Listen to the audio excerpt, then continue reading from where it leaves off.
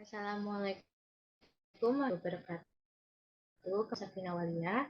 Pada kesempatan ini saya akan mempresentasikan tugas saya yaitu tentang bisnis model kanvas sebagai penuntasan ujian akhir semester dalam mata kuliah Digital Innovative Entrepreneurship di Universitas Cyber Asia.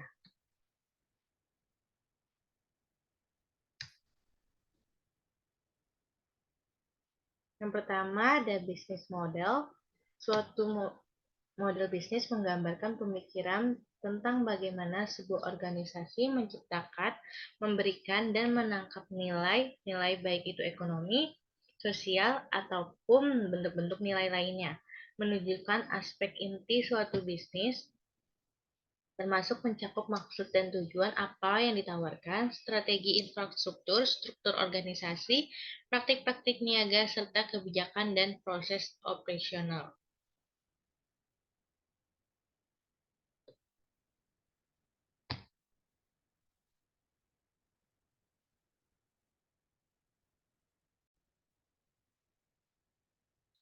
Yang selanjutnya yaitu bisnis model kanvas.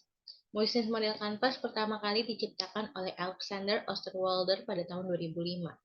Bisnis model kanvas yaitu sebuah alat representasi yang digunakan untuk memberikan penggambaran alur suatu bisnis tertentu. Konsep bisnis model kanvas mengandalkan gambar-gambar ide sehingga setiap orang memiliki pemahaman yang sama terhadap tipe-tipe konsumen mereka, pengeluaran biaya, cara kerja perusahaan, dan sebagaimananya.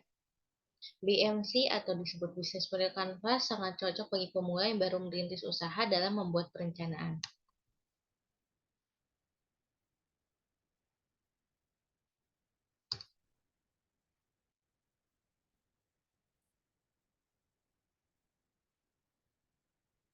Fungsi BMC ada yang pertama untuk menggambarkan dengan cepat tentang apa yang dibutuhkan oleh suatu ide. Yang kedua memungkinkan untuk memahami proses yang diperlukan saat membuat keterhubungan antara ide hingga membuatnya menjadi suatu bisnis. Memperlihatkan seperti apa pengaruh keputusan pelanggan terhadap sistem bisnis.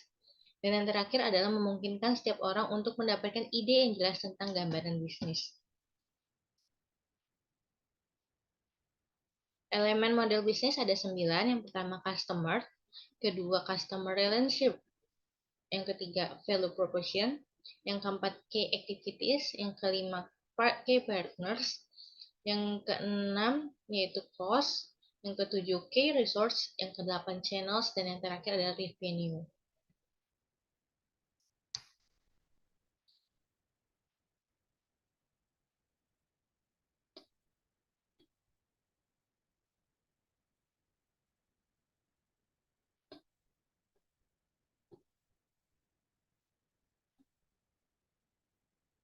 Yang pertama, kita bahas tentang customer. Customer atau pelanggan adalah inti dari semua model bisnis. Tanpa pelanggan, tidak ada perusahaan yang mampu bertahan dalam waktu lama. Untuk lebih memuaskan pelanggan, perusahaan dapat mengelompokkan mereka dalam segmen-segmen berbeda, berdasarkan kesamaan kebutuhan, perilaku, ataupun atribut lainnya. Yang kedua adalah customer relationship. Customer relationship merupakan pelaku usaha memilih strategi terbaik untuk berinteraksi dengan pelanggannya. Strategi yang dimaksud bukan hanya kapan produk akan dipasarkan atau ketika promosi, tapi juga saat menanggapi keluhan hingga bagaimana cara agar konsumen tidak membeli produk lainnya. Terus yang ketiga adalah value proposition atau nilai jual produk atau layanan agar pengguna memilih untuk membeli atau menyewa dari perusahaan kita. Value proposition juga dapat berupa solusi atas masalah yang dihadapi oleh pengguna, entah solusi yang belum pernah ada sebelumnya ataupun solusi dengan pendekatan baru yang lebih efektif.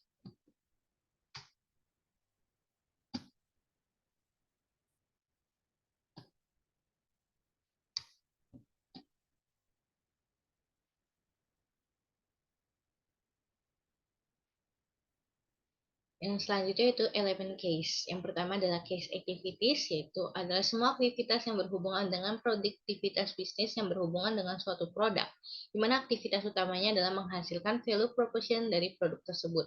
Yang kedua adalah key partners, adalah daftar sumber daya yang berasal dari luar yang diperlukan untuk membuat model bisnis yang kita jalankan. Yang ketiga yaitu key resource, yaitu adalah elemen dalam BMC yang berisi daftar sumber daya yang harus direncanakan dan harus direalisasikan oleh perusahaan untuk mendapatkan value proposition. Inilah yang membuat key activities dapat berjalan.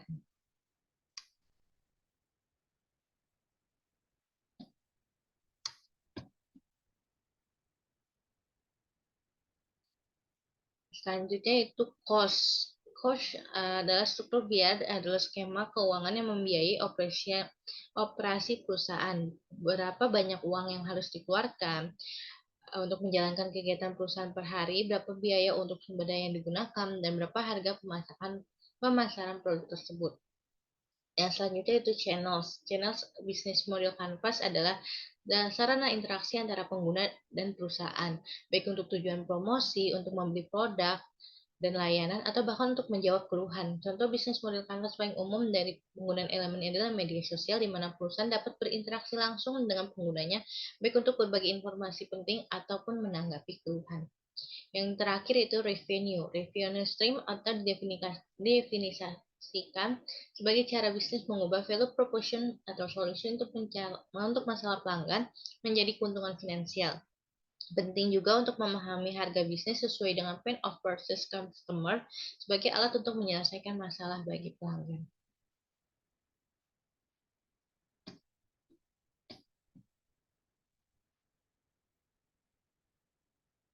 Kita masuk ke studi kasus bisnis model Canvas PT Sambal Bakar Indonesia.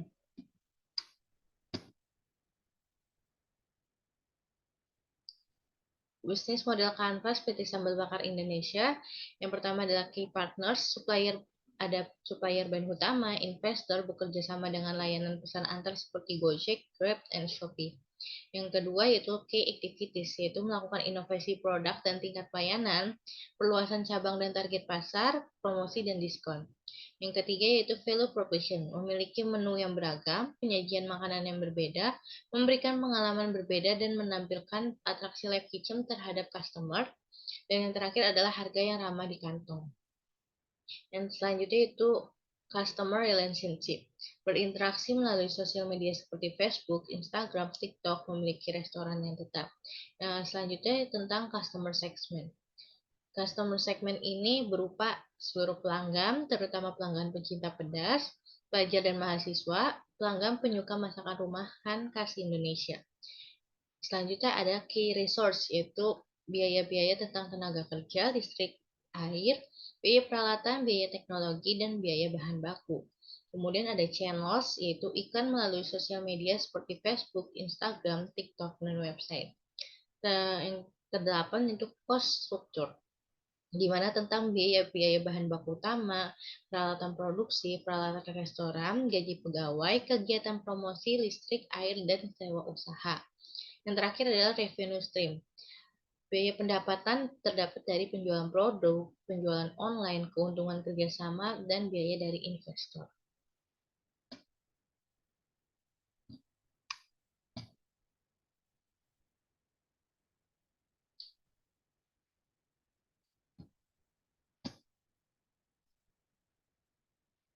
Contoh bisnis model Canvas pada sambal bakar Indonesia. Yang pertama adalah sejarahnya. PT Sambal Bakar Indonesia lahir dari permintaan masyarakat Indonesia yang dan semangat untuk melestarikan makanan khas Indonesia dengan nilai kenyamanan, bersih, dan nikmat. Ini menggambarkan kekayaan makanan khas Indonesia dan budayanya. Mereka ingin semua orang bisa ikut berpartisipasi dalam semangat. Sambal bakar ini diluncurkan atau dirilis pada bulan Juli 2022. Bisnis ini didirikan oleh sekelompok anak muda kreatif seperti Richard Theodore dan konten kreator TikTok Benyamin Master Adisurya atau kita kenal dengan sebagai Iben. Sambal bakar Indonesia terlahir dari semangat untuk melestarikan makanan khas Indonesia dengan kenyamanan, bersih, dan nikmat. Menu utama yang disediakan di sambal bakar Indonesia adalah 3 jenis sambal yang berbeda, dibakar dengan preferensi dengan rasa yang berbeda. Keunikan restoran sambal bakar ini adalah pengunjung bisa langsung menikmati hidangan di atas cobek atau uh, apa ya, yang sebelumnya dibakar di kompor. Selain itu, pengunjung juga dapat melihat live kitchen karena konsep restoran ini menggunakan dapur terbuka. Oh, maaf, tadi ralat di atas cobek atau di atas tembikar. Next, customer segment. Yang pertama adalah sesuai dengan sejarah terbentuknya PT Sambal Bakar Indonesia, target pasar yang mereka rencanakan yaitu pelanggan pencinta makanan rumahan dengan cita rasa pedas sebagai menu utamanya. Selain itu, target lainnya yaitu kalangan pelajar dan mahasiswa. Sehingga pemberian keputusan harga dinilai cukup terjangkau untuk segala kalangan. Ini adalah bukti dokumentasi antrian pengunjung Sambal Bakar Indonesia. Yang kedua yaitu customer relationship. PT Sambal Bakar melakukan interaksi ataupun pendekatan kepada customer-nya melalui sosial media seperti Facebook, Instagram, dan TikTok. Di dalam media sosial tersebut, seringkali Direktur Marketing PT Sambal Bakar Indonesia, Iben MA, membagikan challenge kepada customer sebagai strategi marketing mereka.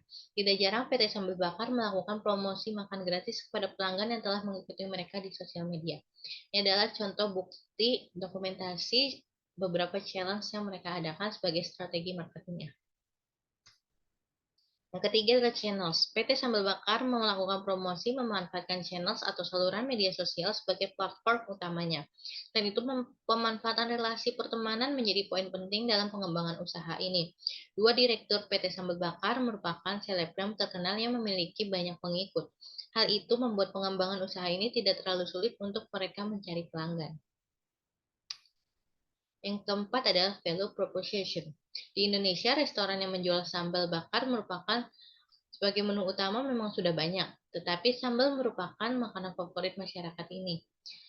Namun, PT Sambal Bakar Indonesia membuat sebuah inovasi lainnya membuat restoran mereka berbeda dengan restoran pesaing. PT Sambal Bakar Indonesia melakukan inovasi dengan memberikan pertunjukan live kitchen di depan meja pengunjung, sehingga segala aktivitas pegawai dapat dipantau secara langsung oleh pengunjung. Selain itu, PT Sambal Bakar Indonesia juga menawarkan berbagai macam menu yang berbeda. Begitu juga penyajian produk yang terbilang unik karena menyajikan masakan di atas tembikar panas ataupun di atas cobek. Yang kelima adalah key activities. Dalam pengembangan usahanya, PT Sambal Bakar Indonesia selalu berusaha untuk melakukan inovasi setiap waktunya, terutama dalam meningkatkan produk yang mereka jalankan. Baru-baru ini, PT Sambal Bakar Indonesia akan berencana menjual sambal kemasan mereka yang tersebar di seluruh pasar swalayan di Indonesia. Selain itu, target di tahun 2024 yaitu membuka cabang baru di berbagai kota di Indonesia. Yang keenam ada key resource. Untuk menjalankan bisnis usaha ini, banyak hal yang perlu dipertimbangkan dan diperhatikan secara serius, terutama perhitungan dalam sumber daya perusahaan. Adapun yang perlu diperhatikan antara lain tenaga kerja, yaitu atau sumber daya manusianya, biaya listrik, biaya air, dan biaya beban lain-lainnya. Yang ketiga yaitu biaya peralatan, yang keempat pengembangan teknologi, yang kelima selektif dalam pemilihan bahan baku. Yang ketujuh adalah key partners. PT Sambal Bakar Indonesia memiliki banyak kerjasama dengan berbagai elemen antara lain kerjasama terhadap supplier bahan baku. Pastinya penjaminan mutu produk menjadi nomor satu, sehingga pemilihan supplier harus lebih selektif. Kedua, kerjasama terhadap jasa pengiriman. Dan terakhir, PT Sambal Bakar Indonesia akan bekerjasama dengan beberapa distributor saat perencanaan sambal kemasan itu telah rilis. Yang ke-8 yaitu cost structure. Membuka bisnis di bidang food and beverage memang memerlukan modal yang besar, terutama dalam urusan pembiayaan. Tentu akan membutuhkan banyak biaya. Biaya-biaya tersebut antara lain bahan baku, peralatan produksi, peralatan restoran, gaji pegawai, kegiatan promosi, biaya listrik, biaya air, dan biaya sewa usaha.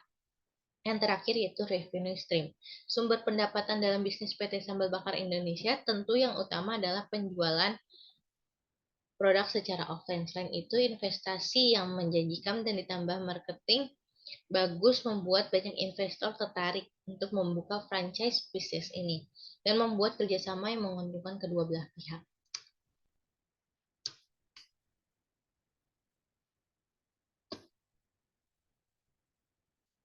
Keuntungan dan kekurangan bisnis model kanvas yang pertama adalah keuntungan menggunakan BMC adalah dapat membantu pengusaha dalam merancang strategi bisnis yang lebih baik, memahami nilai yang dapat diberikan kepada pelanggan, mengidentifikasi komponen kunci dalam bisnis mereka, memvisualisasikan hubungan antara elemen-elemen bisnis, dan mengidentifikasikan peluang untuk inovasi dan perbaikan.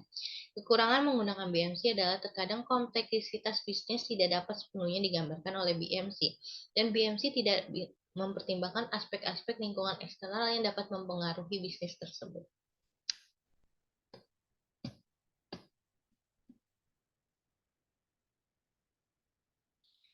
Sekian presentasi dari saya, kurang lebihnya mohon maaf apabila pemaparan ini masih banyak kurangnya, terutama bagian kamera.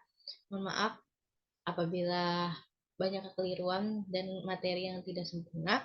Jika ada kritik dan saran, saya bisa ditinggalkan di kolom komentar. Sampai jumpa di pertemuan selanjutnya. Terima kasih.